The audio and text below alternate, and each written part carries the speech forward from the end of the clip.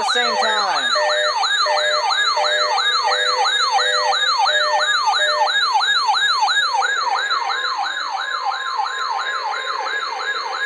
This is a test of NWS 1 alarm system.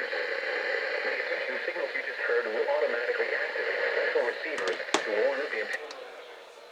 This test is conducted each Wednesday between 11 a.m. and noon, but may be postponed if there is a threat of severe weather.